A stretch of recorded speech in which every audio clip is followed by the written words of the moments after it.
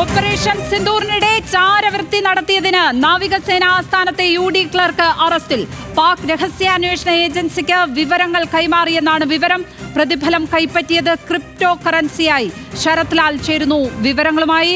ശരത് ലാൽ, രഹസ്യാന്വേഷണ ഏജൻസിക്ക് കിട്ടിയിരിക്കുന്ന വിവരങ്ങളുടെ വിശദാംശങ്ങൾ എന്താണ്? ഏതായാലും ഒരു ഞെട്ടിപ്പിക്കുന്ന വാർത്ത തന്നെയാണ്. ഓപ്പറേഷൻ സിന്ദൂറിന്റെ വിവരങ്ങൾ ചോർത്തി പണം കൈപ്പറ്റുന്ന വിധത്തിലുള്ള പ്രവൃത്തി ഉണ്ടായിരിക്കുന്നു എന്നുള്ള കാര്യം. എന്തൊക്കെയാണ് ഈ ഘട്ടത്തിൽ നമുക്ക് ലഭിക്കുന്ന വിവരങ്ങൾ?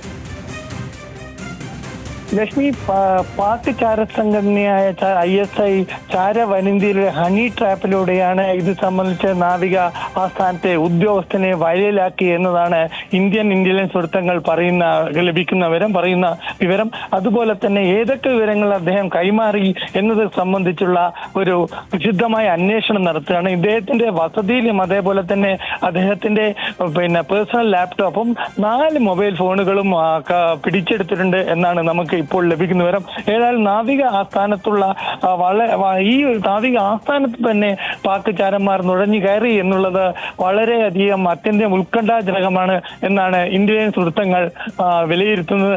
ഏതായാലും കഴിഞ്ഞ 3 മാസമായിട്ട് നേരത്തെ തന്നെ ഇദ്ദേഹത്തെ കുറിച്ച് സംശയമുണ്ടായിരുന്നു എന്നാണ് ഇപ്പോൾ പറയുന്നത്. കഴിഞ്ഞ 3 മാസമായിട്ട് ഇദ്ദേഹത്തിനെ പൂർണ്ണ രൂപത്തിൽ ഇന്റലിജൻസും അതേപോലെ തന്നെ നേവി പോലീസും നിരീക്ഷിക്കുകയായിരുന്നു എന്നാണ് ലഭിക്കുന്ന വിവരം. ഏതായാലും ഇദ്ദേഹത്തെ പാക് വനിതക്കാണ് ഇദ്ദേഹം വിവരങ്ങൾ കൈമാറിയിരിക്കുന്നത്. ഈ വനിതയെ സംബന്ധിച്ച അന്വേഷണവും അവരുടെ ഫേസ്ബുക്ക് അടക്കമുള്ള സാമൂഹ്യ മാധ്യമ അക്കൗണ്ടുകളും ഇന്റലിജൻസ് ബ്യൂറോ പരിശോധിച്ചു.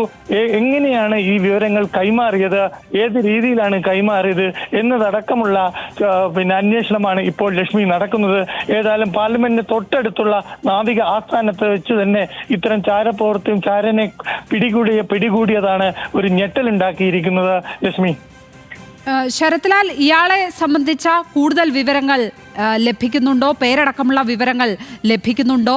ഒരു UD ക്ലാർക്കാണ് ഇദ്ദേഹം എന്നാണ് മനസ്സിലാക്കുന്നത്. അപ്പോൾ ഇത്തരം ഓപ്പറേഷൻ സിന്ദൂറുമായി ബന്ധപ്പെട്ട എന്ത് തരത്തിലുള്ള വിവരങ്ങളാണ് ഇദ്ദേഹം കൈമാറിയിരിക്കുന്നത്? ഒരു UD ക്ലാർക്കിലേക്കൊക്കെ എത്തുന്ന വിധത്തിലുള്ള വിവരങ്ങളായിരിക്കുമല്ലോ അത്. അപ്പോൾ ഏത് തരത്തിലുള്ള വിവരങ്ങൾ കൈമാറി എന്നാണ് മനസ്സിലാക്കുന്നത്?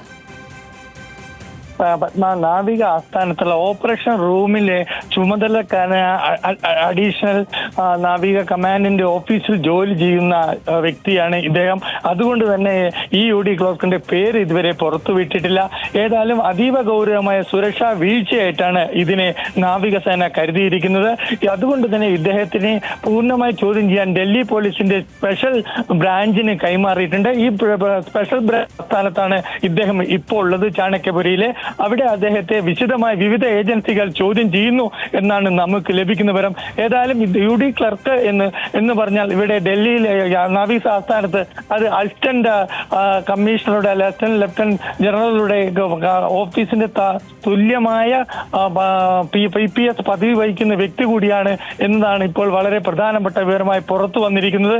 അതുകൊണ്ട് തന്നെ ഏതൊക്കെ വിവരങ്ങൾ ചോർന്നുപോയി, ഏത് രീതിയിലാണ് ഇദ്ദേഹം ഇതിനു മുമ്പ് ഹണി ട്രാപ്പിൽ ഉൾപ്പെട്ടിട്ടുണ്ടോ, വിദേശ പര്യടനം നടത്തിയിട്ടുണ്ടോ, അല്ലെങ്കിൽ നേപ്പാൾ അടക്കമുള്ള സൗഹൃദ രാജ്യങ്ങൾ, പാസ്പോർട്ട് ആവശ്യമില്ലാത്ത നേപ്പാൾ, ഭൂട്ടാൻ എന്നിവിടങ്ങളിലേക്ക് യാത്ര ചെയ്തതായി അടക്കമുള്ള വിവരങ്ങളും ലക്ഷ്മി ഇപ്പോൾ പുറത്തു വരുന്നുണ്ട്.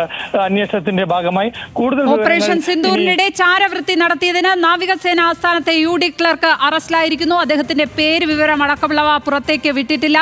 കൂടുതൽ വിവരങ്ങൾ ലഭ്യമാകുന്ന മുറയ്ക്ക് നമ്മൾ ആ വാർത്തയിലേക്കെന്നും. ശരത് ലാലാണ് ഡൽഹിയിൽ നിന്ന് വിവരങ്ങൾ പങ്കുവച്ചതിപ്പോൾ.